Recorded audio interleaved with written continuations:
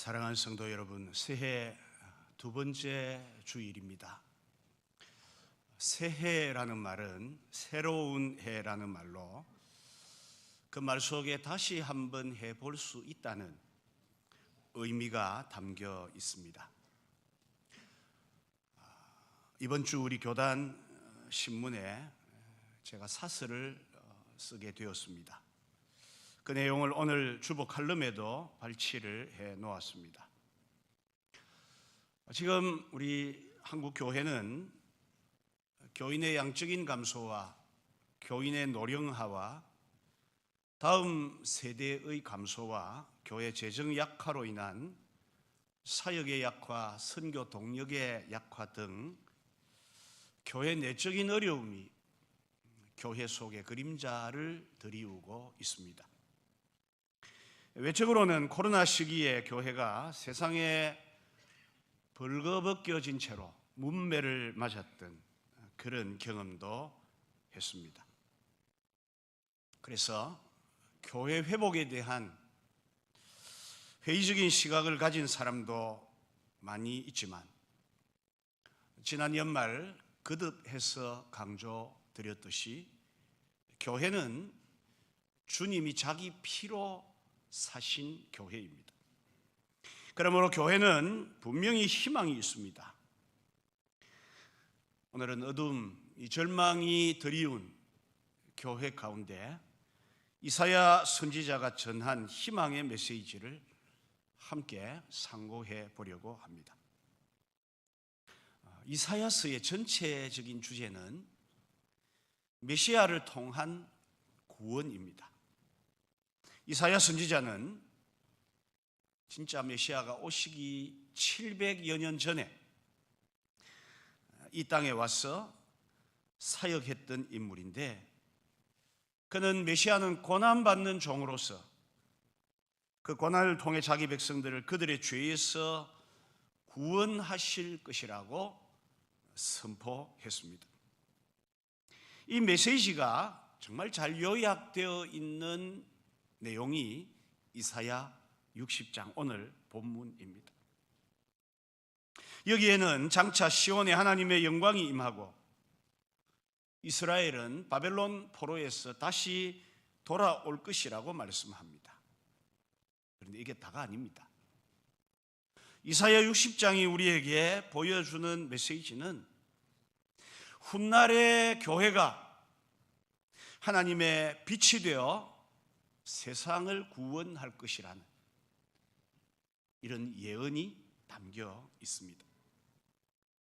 하지만 교회가 이 세상의 빛이 되어 구원하는 그때에도 세상은 어두움으로 덮여 있을 것이라고 말씀합니다. 오늘 본문 2절에 보라, 어두움이 땅을 덮을 것이며 캄캄함이 만민을 가리려니와. 언뜻 보기에는 이 시제가 미래 시제처럼 보입니다만은 이게 현재 시제입니다. 그러니까 이사야 시대에도 그 시대에 그러했듯이 오늘 우리 시대에도 지금 어두움이, 캄캄함이 교회 주변을 들이우고 있다라는 말씀입니다. 여러분, 이 어두움은 어떤 어두움입니까? 영적 무지의 어두움입니다. 지금 세상 사람들은 지식이 없고 경제가 부족하고 정치가 안 좋아서 이들이 무지한 것이 아니라 하나님이 주신 영의 세계가 보이지 않고 하나님 주신 구원의 은총이 느껴지지 않아서 영적인 무지를 경험하고 있습니다. 뿐만 아니라 지금 세상은 죄악으로 어두워져 있습니다. 어제 새벽 기도 시간에 살펴본 말씀대로 육체의 욕심을 따르는 음행과 호색과 우상 숭배와 분쟁과 시기와 분냄과 분열과 술 취함과 방탕함 같은 하나님 나라를 유업으로 받기에는 너무도 문제가 많은 이런 죄악이 지금 이 세상에 가득하고 세상은 어둡습니다. 그래서 우리가 세상적인 눈을 가지고 보면 교회는 어둡습니다. 야, 되겠나? 너무 안 될 것 같다. 그럽니다. 영안을 여셔야 합니다. 오스왈드 챔버스라는 사람이 말합니다. 하나님께서 당신을 어두움 가운데 있게 하실 때는 근심하지 말고 입을 다물어라. 그때는 귀를 기울여 들을 때이다. 그러면 빛 가운데 있게 될 때 누군가에게 들려줄 수 있는 보배로운 메시지를 하나님께서 말씀해 주실 것이다. 그런 말을 했습니다. 어둠이 있을 때는 괜히 떠들어 사지 말고 하나님의 음성에 귀를 기울이라고요. 영적인 귀를 열으라고 하는 이야기입니다.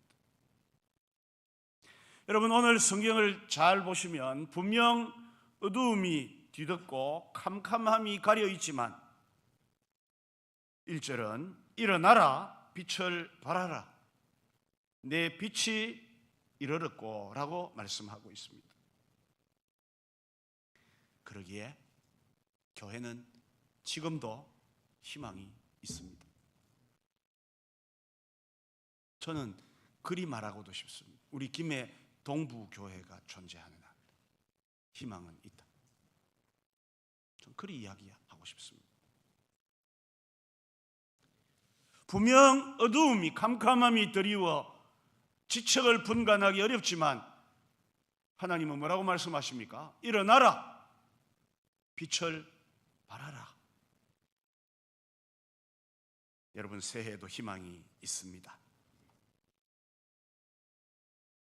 그러면 오늘 성경이 이야기하고 있는 그 빛은 무슨 빛입니까?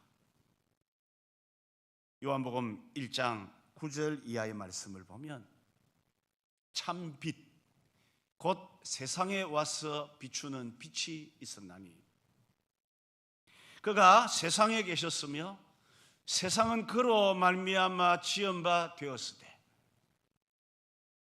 세상이 그를 알지 못하였고 우리에게 빛을 주신 그 빛은 세상의 빛으로 오신 예수 그리스도가 빛이십니다. 그는 말씀이 육신이 되어 우리 가운데 오신 분이십니다. 그래서 우리는 그 영광과 은혜와 진리를 보고 있습니다. 성도들은 그런 눈을 여셔야 돼요. 교회 안에도 이상하게도 이런 영적인 빛의 눈을 안 열고 자꾸 어두움의 일을 보는 분들이 있습니다. 교회가 이상하다. 교회가 어둡다. 그런데 막상 그 말을 하는 사람 데려다보면 자기 신앙생활 제대로 하는 사람일 경우가 거의 없습니다. 그냥 비판적입니다. 눈이 어두워져 있습니다. 오늘 하나님이 우리에게 주시는 메시지는 그렇지 않습니다. 일어나라 빛을 발하라 네 빛이 이르렀고 어두움 속에서도 주님이 빛이 되시고 또 우리에게 빛을 비추라고 말씀하고 있습니다. 요한복음 8장 12절에 보면 예수께서 또 말씀하여 이르시되 나는 세상의 빛이니 나를 따르는 자는 어두움에 다니지 아니하고 생명의 빛을 얻으리라. 요한복음 9장 5절에는 내가 세상에 있는 동안에는 세상의 빛이로다. 여러분, 예수님은 빛이십니다. 그래서 우리는 이 빛이신 예수님만 따라가면 됩니다. 스스로가 빛된 삶, 엄청나게 고결한 생활을 하려고 노력한들 잘 됩니까? 그보다 우선 우리에게 중요한 것은 빛이신 예수님이 길이요 진리요 생명이심을 믿고 그를 따르는 것이 우선되어야 합니다. 그래야 우리도 빛이 되고 고결해질 수 있습니다. 이 사실은 교회 희망의 당연성, 당위성입니다. 만약 우리 보고 빛대라 그러면 어렵죠. 예수님이 빛이시기 때문에 교회는 희망이 넘칩니다.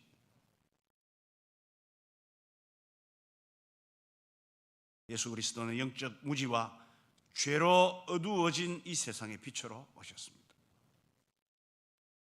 이사야 선지자는 예수님이 오시기 700년 전에 이것을 예언했고, 오늘 우리는 그렇게 오신 예수님을 알고 이 말씀을 듣고 있습니다.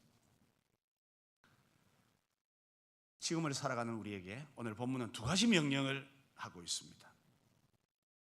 그 가운데 저는 첫 번째에 더 많은 비중을 두고 오늘 말씀을 전하려고 합니다. 첫 번째 명령은 일어나라입니다. 1절 처음 단어가 무엇입니까? 일어나라. 히브리어로 쿰이라는 말입니다.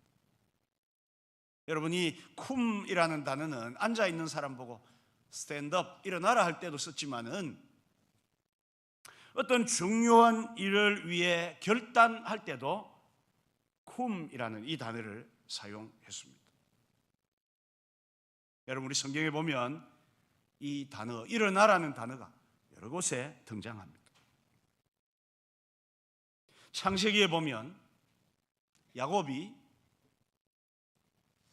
자기 형 에서에게 돌아갈 장자의 복을 가로챕니다.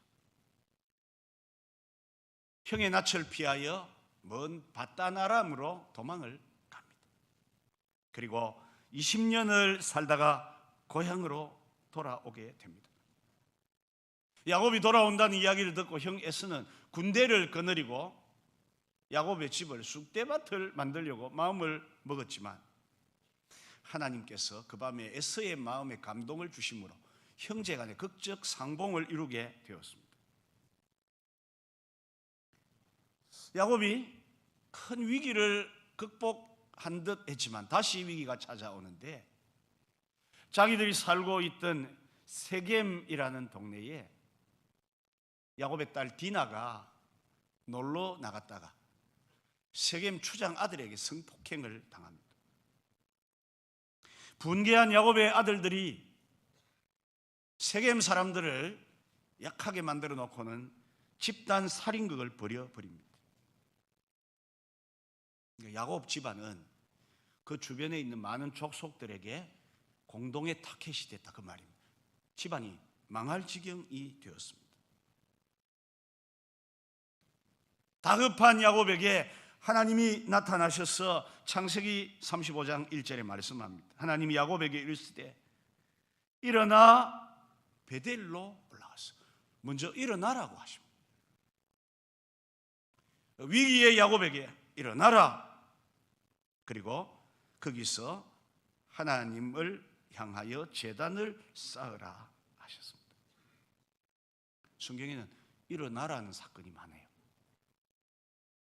여호수아가 가나안 땅을 정복할 때 큰 성읍 여리고는 아주 쉽게 무너뜨립니다.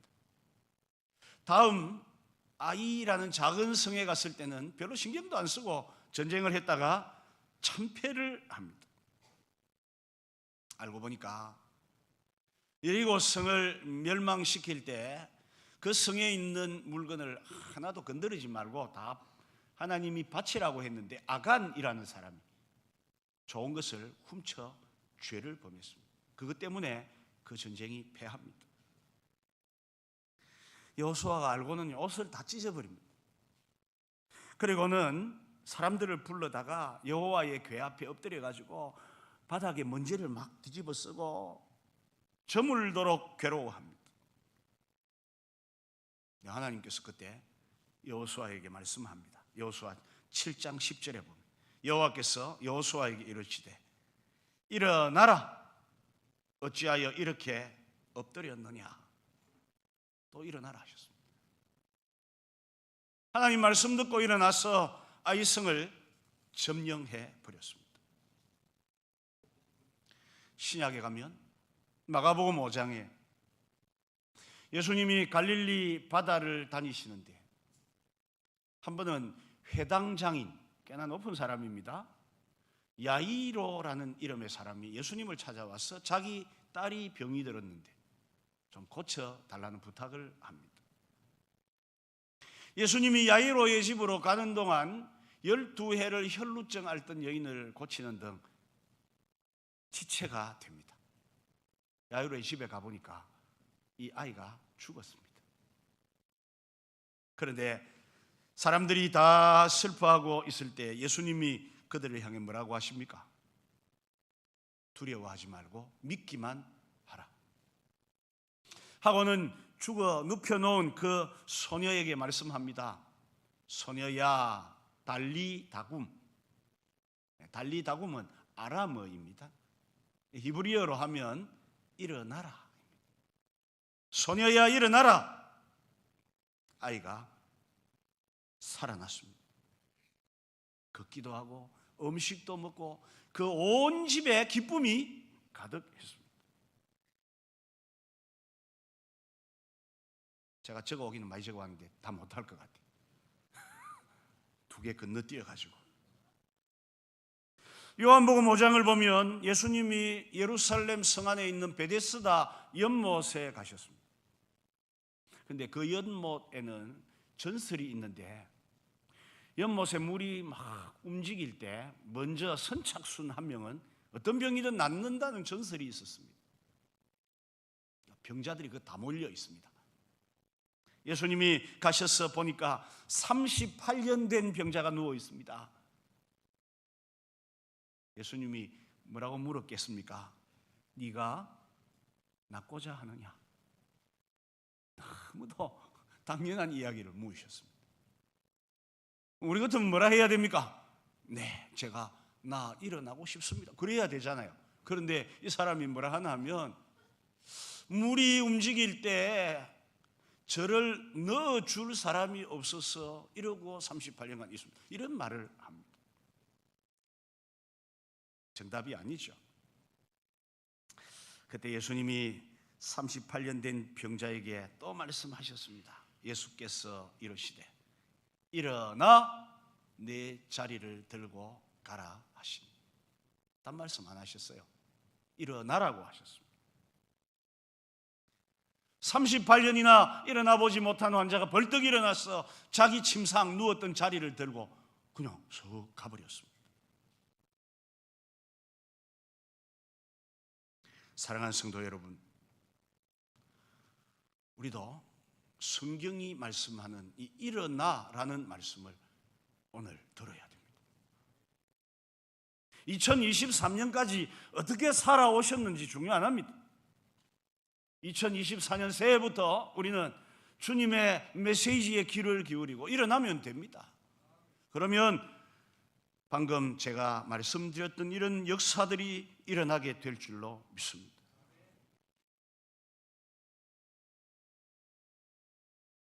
우리가 즐겨 부르는 복음성 가운데 힘이 나고 좋은 노래가 있죠.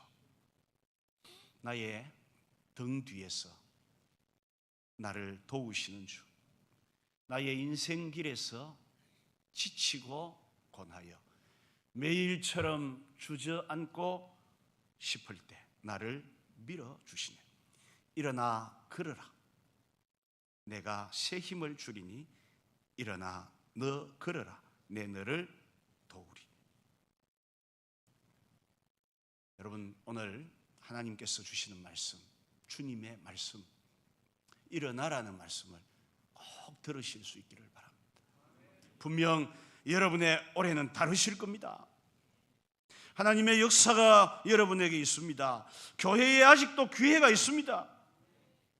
올해 여러분에게 건강이 회복될 줄 믿습니다. 가정이 일어날 줄 믿습니다. 경제도 좋아질 줄 믿습니다. 믿음도 다시 일어나는 한 해가 되시기를 축복합니다. 강원도 방태산에 가면 김영기라는 한의사가 있는데요. 이 사람이 쓴 책 제목이 좀 걸작입니다. 누우면 죽고 일어나 걸으면 산다. 이게 책 제목이에요.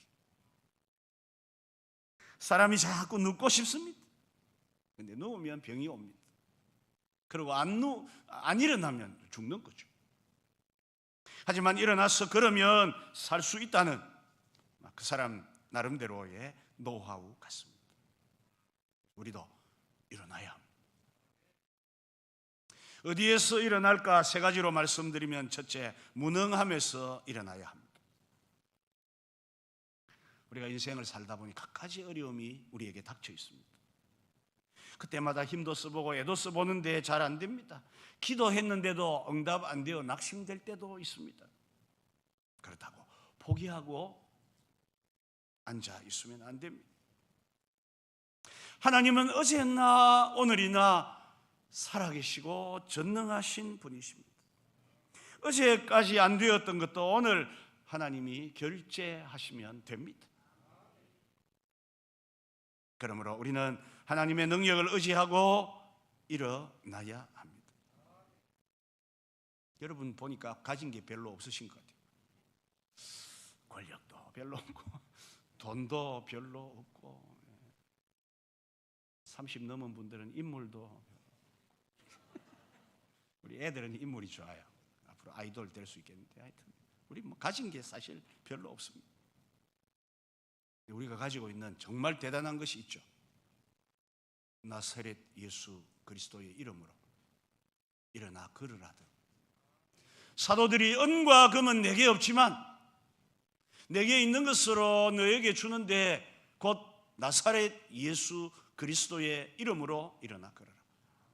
예수 그리스도의 능력을 선포할 때 나면서부터 걷지 못했던 사람이 40년간 한 번도 걸어본 적이 없는 그가 일어나 걷게 됩니다. 무능력을 극복하고 일어나게 되었습니다. 저는 올해 우리 교회가 일어나기 위해 필요한 것이 무엇이 있을까 고민을 며칠간 했습니다. 답이 별로 없어요. 그러다가 유튜브 쇼츠를 잠시 본 적이 있는데, 보니까 한 농구팀이 경기를 전반전 마치고 라카룸에 들어가서 후반전을 대비합니다. 그런데 감독이요, 선수들에게 고래고래 감을 지릅니다.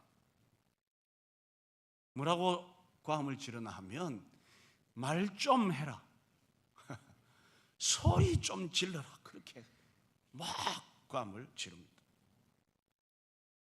여러분, 운동선수들이 운동이 안 되는 날의 특징은 조용합니다. 서로 말이 없고 입이 닫혀요. 그런데 감독이 코치를 내려가 막 소리를 지르기 시작하면 경기력이 살아납니다. 그래서 제가 그걸 보면서 우리 교회도 우리의 약한 부족을 이기는 방법은 소리를 질러야 되겠다, 그런 마음을 먹었습니다.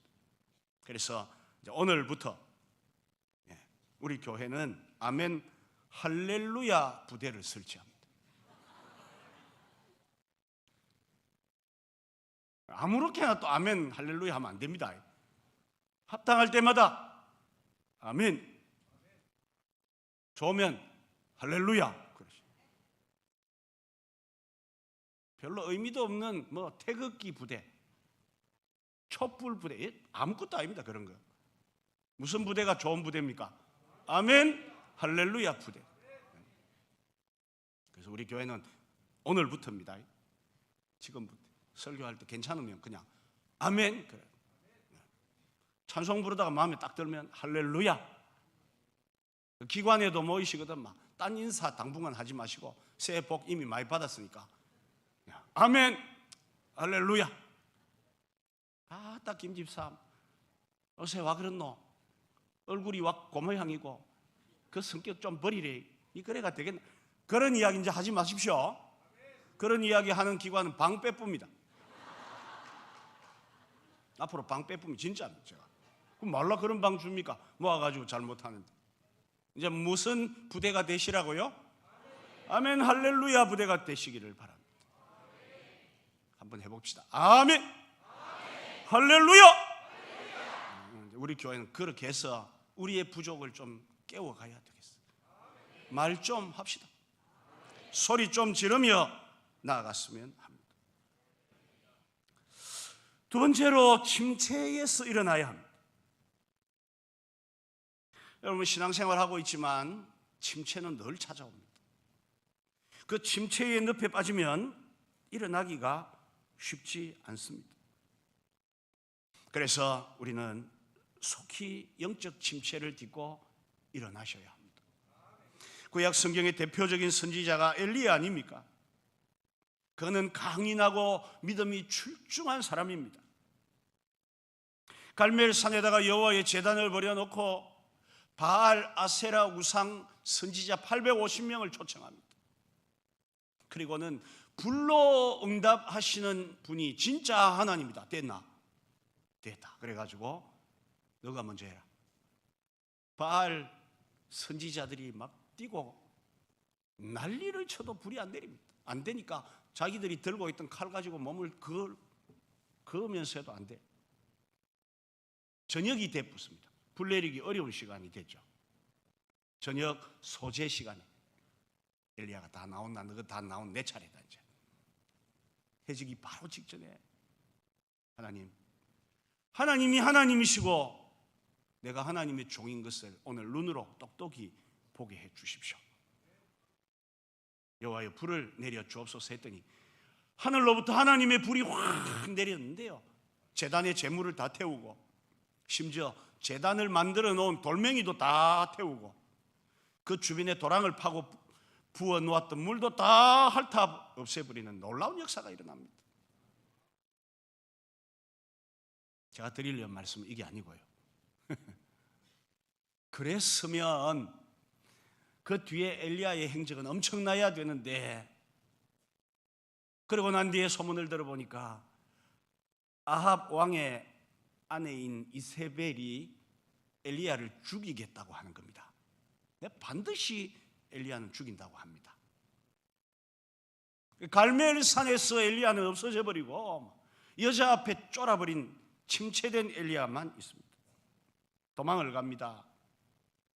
여러분 갈멜산에서 브엘세바까지는 우리로 하면 대전에서 부산까지입니다. 멀리 도망가서 브엘세바에서도 좀 불안했던지 또 다른 길로 더 들어갑니다. 가보니 로뎀 나무라는, 우리 교회 카페 이름도 로뎀 카페입니다. 근데 한번 보고 나면 카페 이름 아마 바꿀 거다 싶은데요, 진짜 초라한 나무. 그 밑에 앉아가지고 하나님 이제 아마 죽을랍니다. 살아 의미가 없습니다. 이제 죽을랍니다. 이세벨이 죽인다. 나도 죽을랍니다. 그러고 있습니다. 영적 침체. 여러분 우리도 주의 일 하다 보면 영적 침체 올 수 있습니다. 내 생각대로 안 되고 기대했던 대로 안 되고 기도해도 안 될 때 침체가 찾아와요. 그때는 어떻게 해야 합니까? 그때는 우리가 못 일어나니 하나님이 일으켜 주시는 거예요. 엘리야가 자빠져서 있는데 하나님이 그의 사자를 보내셔서 먹을 것 마실 것 다 주시고, 그래도 못 일어나니 한 번 더 먹여가지고 힘을 차리게 그렇게 해서 그를 일으켜 세워 다시 또 사명의 길을 갈 수 있도록 만들어 주셨습니다. 여러분 영적 침체가 찾아올 때는 우리 스스로 못 일어나겠다 싶을 때는 가만 계십시오. 그러면 하나님이 오셔서 여러분을 만져주시고 여러분의 손을 잡아 일으켜 주실 줄로 믿습니다. 세 번째로 죄악에서 일어나 떠나야 합니다. 죄는 언제나 우리를 괴롭힙니다. 혹시라도 지금 죄악의 자리에 머물러 있다면 여러분 속히 떠나야 합니다. 이건 안 됩니다. 신앙생활 잘 하다가도 한번 죄악에 물들면 주저앉아 일어나기가 어렵습니다. 죄는 심각한 영적 침체를 우리에게 가져옵니다. 그래서 가능하면 죄는 안 지으셔야 돼요. 죄와 죽기까지 더불어 싸워서 안 지어야 됩니다. 사무엘상 2장을 보면 엘리라는 제사장에게 두 아들들이 있습니다. 그런데 이 아들들은 하나님을 멸시하는 자들입니다. 백성들이 제물을 가져다가 하나님께 드리려고 할 때 이 아들들은 삼지창을 가지고요, 그 제물을 끄집어 올려가지고 저가 챙겨 묻습니다. 하나님께 태워 기름으로 번제를 드리려고 하면 태우기 전에 가져오라 해가지고 생고기로 팔아먹고 그렇게 하는 정말 악한 자들입니다. 여러분, 자식들이 이렇게 하면 어떻게 해야 됩니까? 작살내야 되죠. 얘들아, 미안해. 근데 너가 살 길이 그렇다. 너가 신앙생활 안 하고 엉뚱한 짓 하고 하나님에게서 멀어지면 너가 부모들이 너를 작살내면 그 부모는 너희를 사랑하는 부모고, 막 괜찮다, 막 그럴 때도 안 있나? 그러면 그건 너 사랑 안 하는 부모다. 자녀들이 신앙생활에 등한하고 하나님에게서 멀어지고 교회 생활을 잘 안 하는데도 관심 두지 않는 부모가 문제예요. 자식 영혼 사랑하는 분들인지 도무지 이해가 안 됩니다. 엘리 제사장이 그랬습니다. 아들들이 그렇게 하는데도 그들을 추달하거나 또 징계하지 않았습니다. 뭐라 하나 하면, 내 아들들아, 내가 들으니까 너희들 소문이 별로 안 좋대. 사람이 사람에게 범죄하면 그래도 길이 있지만 만일 하나님께 범죄하면 그거 어떻게 하겠니? 그리 이야기만 합니다. 결국은 이 엘리 제사장의 영적 침체는 자식들을 전장에서 죽입니다. 그리고 하나님의 영광이 깃들어 있는 법궤도 빼앗기고요. 그 소식 들은 엘리는 그제서 뒤로 자빠져 목이 부러져서 죽습니다. 비참하죠. 죄악은 무서운 것입니다. 여러분, 죄 가운데서는 거하면 안 됩니다. 우리가 새해 하나님의 복을 받고 일어나기 위해서는 죄에서 떠나야 합니다. 죄에서 일어나 떠나야 하십니다.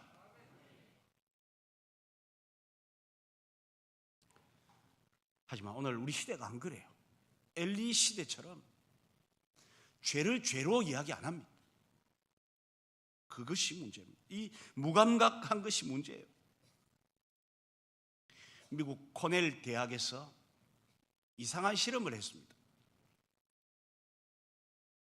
개구리를 뜨거운 물에 넣어 고통 없이 죽게 하는 방법 연구. 제목도 희한하다, 그죠? 그런 실험을 했습니다. 그래서 물을 팔팔 끓여가 개구리 한 마리를 탁 집어넣으니까 어떻게 하겠습니까? 개구리가 활짝 해갖고 밖으로 튀쳐나옵니다. 한 마리 더 팍 집어넣으니까 이거는 미처 튀어나오지 못하고 뜨거운 물에 익혀 죽어버립니다. 세 번째는 어떻게 실험을 하나 하면 찬물을 버너 위에 올려놓고 개구리를 집어넣었습니다. 버너 불을 살살 올리니까 물이 찹찹하게 좋잖아요. 개구리가 조금 지나니 미지근하게. 여러분도 수영장 갔을 때 찬물이 좋습니까? 미지근한 물이 좋습니까? 약간 더 따뜻해지니까 꼭 사우나 하는 거죠. 그래가지고 익어서 죽어버리는. 여러분, 이게 코넬 대학이 실제로 했던 실험입니다. 그리고 이 실험 결과를 보고서에 적었는데 그 보고서 결론이 어떻게 났나 하면요, 보일드 플록 신드롬, 삼긴 개구리 증후군이라 이렇게 이름을 붙였습니다. 여러분, 이 이야기는 무디어진, 무감각해진 우리의 모습을 보여주는 이야기인데 죄에 대해서 그러면 안 됩니다. 죄에 무감각하면 안 돼요. 그래서 금년에는 여러분을 죄로 이끌 수 있는 어떠한 잘못된 습관이라도 그것 가지고 죄만 나 있나 고민하지 말고 과감히 일어나 떠나요. 그래야 하나님이 은혜를 주시고 하나님의 역사가 우리 가운데 나타날 줄로 믿습니다. 오늘 설교는 이처럼 일어나라는 이 단어 한 말씀에 초점을 두었습니다마는 두 번째 명령도 보기는 봐야 돼요. 그래야 좀 더 온전해집니다. 두 번째 명령은 빛을 발하라입니다. 1절 다시 봅니다. 일어나라, 빛을 발하라. 여러분, 빛은 생명이지 않습니까? 아무리 어두운 곳에도 빛이 비치면 물러갑니다. 빛은 지금도 사람을 치료하기도 합니다. 요즘 사용하고 있는 좋은 의료 장비인 CT, MRI, PET 같은 것들은 다 빛을 이용한 장비들입니다. 레이저, 감마 나이프 같은 것으로 우리 머릿속에 있는 종양을 제거하는 것 다 빛 가지고 하는 거예요. 성경에 있더라고요. 말라기 4장 2절에 내 이름을 경외하는 너희에게는 의로운 해가 떠올랐어 치료하는 광선을 발하리니 너희가 나가서 외양간에서 나온 송아지 같이 뛰리라. 이런 생명의 빛, 또 치료의 빛이 오늘 질병을 안고 이 자리에 나와 있는 여러분과 또 여러분 가족들에게 이 시간 비춰지시기를 축복합니다. 이사야 60장은 시간적으로 이르게는 바벨론 포로에서 이스라엘 백성들이 돌아오는 데 있지만 궁극적으로는 메시아가 오셔서 교회를 세워 세상을 구원할 것이라는 예언입니다. 그리고 교회가 세상에 비치기에 빛을 발하라고 명령합니다. 이것이 오늘 두 번째 명령, 빛을 발하라입니다. 교회는 빛을 발해야 합니다. 주님이 세우신 교회는 이 세상에서 빛을 발하셔야 돼요. 어둠이 있고 캄캄함이 드리워 있지만 여기에 쫄지 말고요. 뭐 하면 됩니까? 빛을 발해야 합니다. 바다에 등대가 많지 않습니까? 등대의 역할은 강렬한 빛을 발해 선박으로 하여금 육지와의 거리를 알게 하고 암초를 피해가게 하는 그런 일들을 합니다. 우리나라에 있는 등대 가운데서 이걸 보고 그렇게 부르는데요, 광달거리라고. 빛이 갈 수 있는 거리가 가장 먼 그런 등대가 어느 등대냐 하면 5, 6도 등대, 그 다음에 저 위에 올라가면 울기 등대, 이런 데가 광달거리가 74km 정도 된대요. 서울에서 하면 춘천 또는 천안 이 정도 가는 긴 거리에 빛을 비춘답니다. 여러분, 교회가 그렇게 빛을 발해야 합니다. 우리가 빛을 못 발하고 있으니까 어둠이 우리를 덮어갖고 교회가 희망을 잃고 힘을 잃고 있는 거예요. 그런데 우리가 빛을 발하면, 오늘 주님 말씀에 순종해서 일어나서 빛을 발하면, 그러면 다시 어둠은 물러가게 됩니다. 오늘 이 본문은 우리에게 교회가 세상의 빛으로서 네 가지 특징이 있다고 합니다. 그 첫째는 어둠에서 빛으로 옮겨진 것이 교회고, 두 번째는 여호와의 영광이 임한 곳이 교회고, 1절 뒷부분, 2절 뒷부분에 나옵니다. 세 번째는 교회가 세상의 중심입니다. 오늘 보면 3절에 열방은 내 빛으로 열왕은 비치는 내 광명으로 나오리라.